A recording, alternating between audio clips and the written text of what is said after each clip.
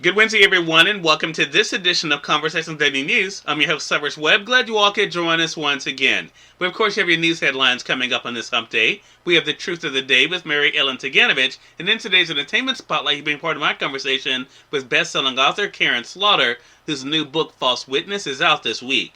Enjoy today's broadcast. For Conversations Daily News, I'm Cyrus Webb with your Wednesday headlines. In national news, Trump inaugural committee head accused of being UAE agent. The chair of former President Donald Trump's 2017 inaugural committee was arrested on Tuesday on charges alleging he conspired to influence Trump's foreign policy positions to benefit the United Arab Emirates and commit crimes striking at what prosecutors describe as the very heart of our democracy. Tom Barrack, 74, of Santa Monica, California, was among 3 men charged in federal court in Brooklyn, New York, with conspiring to act as an unregistered foreign agent as they tried to influence foreign policy while Trump was running in 2016 and later while he was president.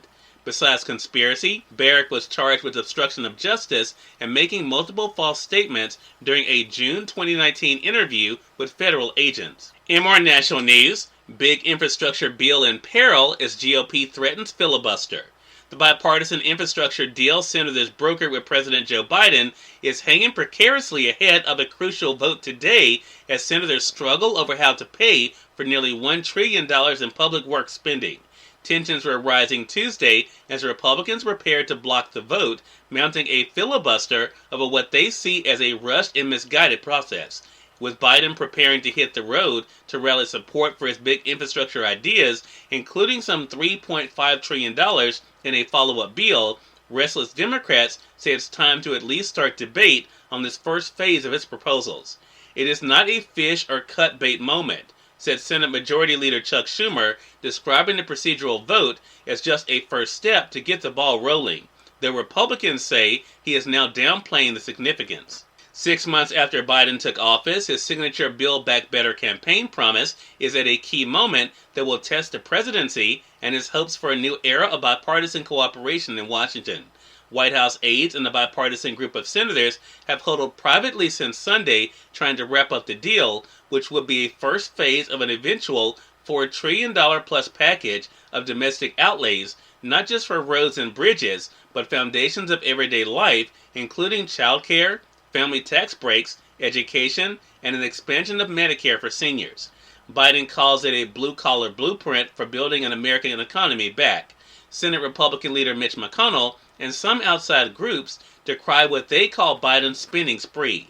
A core group of Republicans are interested in pursuing a more modest package of traditional highway and public works projects, about $600 billion in new funds they have been trying to negotiate with the White House. Biden has been in touch with both Democrats and Republicans for several days, and his outreach will continue until he has both pieces of legislation on his desk to sign them into law, said White House Press Secretary Jen Psaki on Tuesday. In more national news, Senate Minority Leader Mitch McConnell urges Americans get vaccinated as cases spike.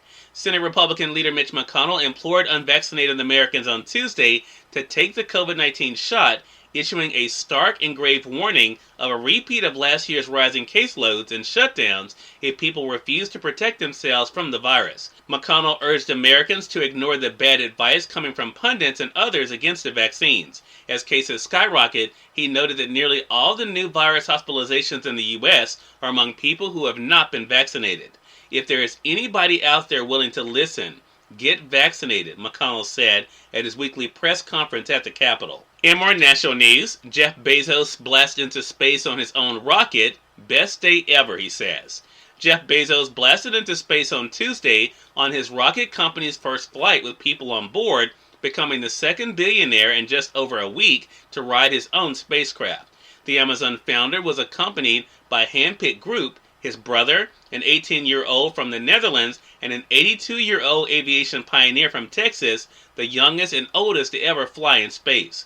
Best day ever, Bezos said when the capsule touched down on the desert floor in remote West Texas after the 10-minute flight.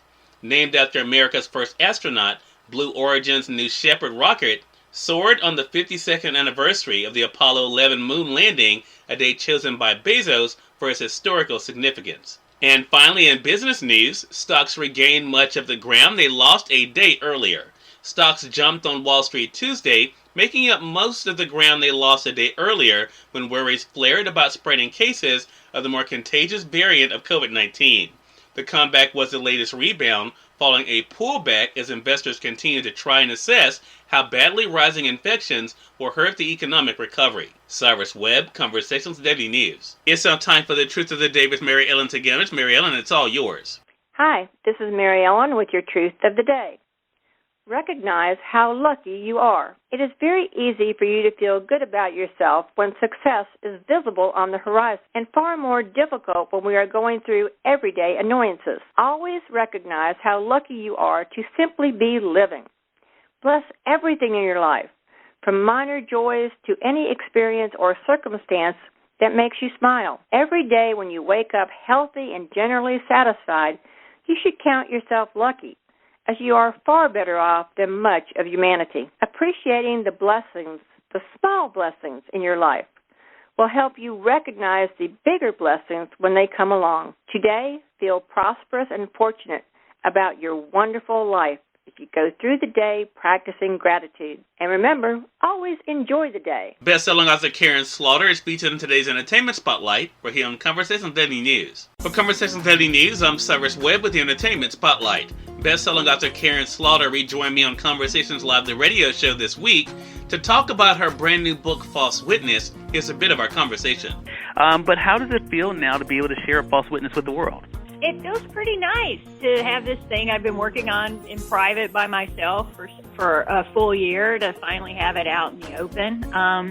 And it was a pleasure to write, just the escape of it. I know we all started reading different kinds of books during the pandemic to help take us away from what was going on, and this was my escape, was to write this. Well, I'm glad you mentioned that about the time, because, I mean, like I said, it definitely is timely because of one layer of the story they were able to see with one of the characters, Kelly. But once again, even with the main character, or I guess I should say one of the main characters, Lee Collier, we're able to see, I mean, what has become a thing we've gotten to love about you, and that is, I mean, the way you're able to play with right and wrong, good and bad, but also the what-if scenario right in life. Is that kind of one of the fun things for you as a storyteller, Karin, to be able to ask us to put ourselves in the character's position and what we would do in that situation?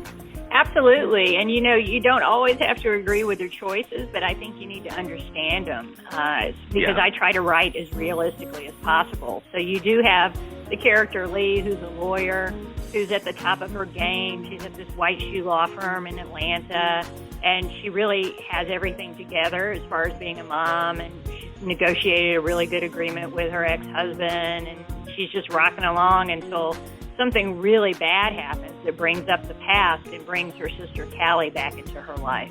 And that is just part of the fun there. Cyrus Webb, Conversations Daily News. We thank you all for tuning in to this edition of Conversations Daily News. We'll have you guys on tomorrow with more news, Truth of the Day with Mary Ellen Ciganovich, and of course your Entertainment Spotlight.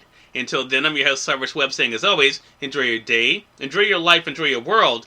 Thank you all for choosing Conversations Daily News today. Let's make it a great one.